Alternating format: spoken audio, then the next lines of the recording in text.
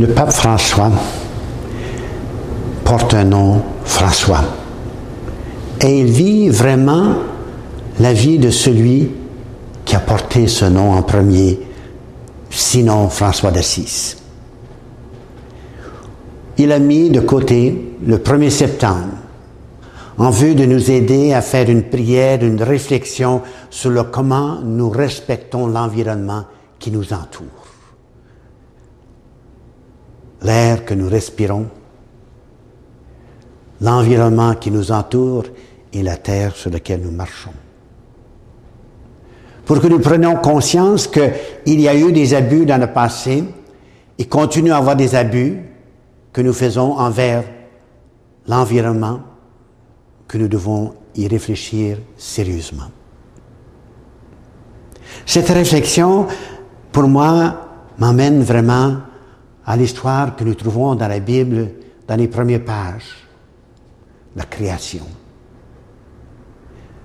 Il est beau de voir comment Dieu a pris 5 jours pour créer notre environnement, pour créer tout cet environnement qui semble marcher ensemble, qui semble être dépendant des uns des autres, interdépendant, si on peut dire ainsi.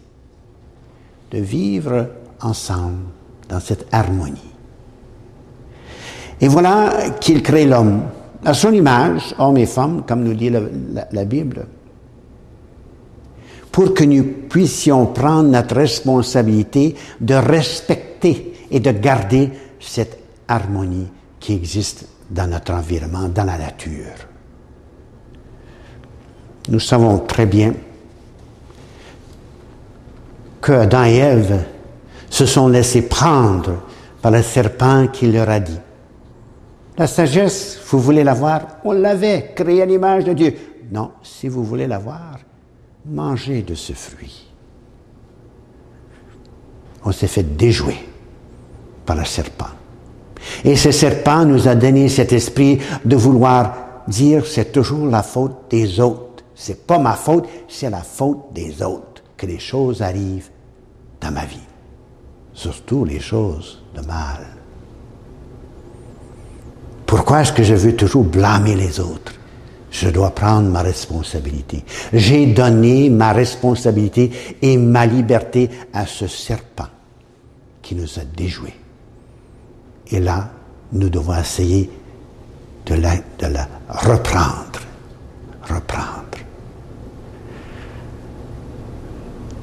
Alors, nous avons été chassés de ce jardin pour vivre dans cet environnement qui, à tous les jours, nous donne des défis, car nous avons en nous des attitudes, des valeurs qui sont contraires à cette harmonie dans laquelle Dieu nous a créés au début.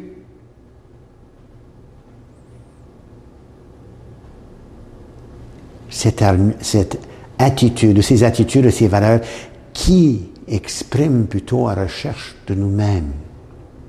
Une recherche à vouloir se satisfaire et se penser être comme des dieux. N'est-ce pas comme dans la Bible? Vous allez être comme des dieux. On voudrait tout contrôler. C'est toujours la faute des autres, c'est pas ma faute. Et je veux contrôler pour que tout vienne à moi. Et tout le monde fait la même chose. Et qu'est-ce qu'il arrive? Nous sommes tous des îles perdues. Des personnes perdues.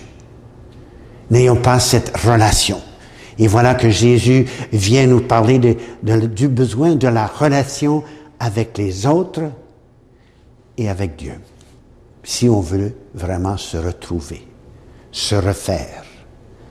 Toute cette agressivité que nous avons, toute cette violence que nous vivons, toute cette peur et ces anxiétés qui nous hantent. Voilà que Dieu nous invite à sortir de nous-mêmes et nous donne des moyens de le faire. Et c'est de laisser tomber ces valeurs, d'en prendre d'autres qui vont nous apporter cet épanouissement que nous cherchons au fond de nous-mêmes, d'être vrais à nous-mêmes et aux autres. Et voilà que nous sommes en train de cheminer, de prendre conscience de cette réalité que cette attitude, ou ces attitudes que nous avons envers le prochain, nous l'avons peut-être envers la nature. Nous voulons produire plus, nous voulons faire plus, on veut exploiter plus, on veut avoir tout de plus, sans toujours remettre ce que nous avons pris. Nous n'avons pas fait cet échange, de créer cette relation, d'avoir cette relation, cette conversation avec la nature. Nous avons dicté à la nature à nous tout donner. Le respect de cette nature, le respect de nous-mêmes, le respect des uns des autres, l'amour que nous devons avoir, la réconciliation que nous devons chercher, le temps que nous devons passer pour reconstruire un monde meilleur. Est-ce que c'est reconstruire ou de construire un monde meilleur pour nos enfants et surtout pour vos petits-enfants? Qu'est-ce que nous voulons vraiment les laisser? Qu'est-ce que nous voulons vraiment leur donner comme héritage? Pas en ligne, en somme d'argent, mais en héritage. Des valeurs qui viennent de nous, qui viennent de Dieu et qui nous aident à nous surpasser pour que nous ouvrons notre vie aux autres. Et de redécouvrir cette harmonie, cette liberté qu'on avait dès les débuts, que nous avons perdue, de recréer et d'approfondir et de marcher vers cette relation, cette conversation, ces amitiés qui nous permettent à changer, non pas moi-même seulement, mais le monde autour de moi et l'environnement dans lequel je vis. Alors ce mois ici, c'est un temps pour réfléchir sur le comment je respecte cette nature. Avec toutes les choses que nous avons aujourd'hui, toutes les créations que nous avons faites, toutes les améliorations sont-elles pour le bien de tous? Est-ce que ces améliorations sont pour le bien du monde? Pour mon bien, le bien des autres. Alors, c'est un temps pour réfléchir sur la nature qui change de l'été à l'automne et bientôt à l'hiver.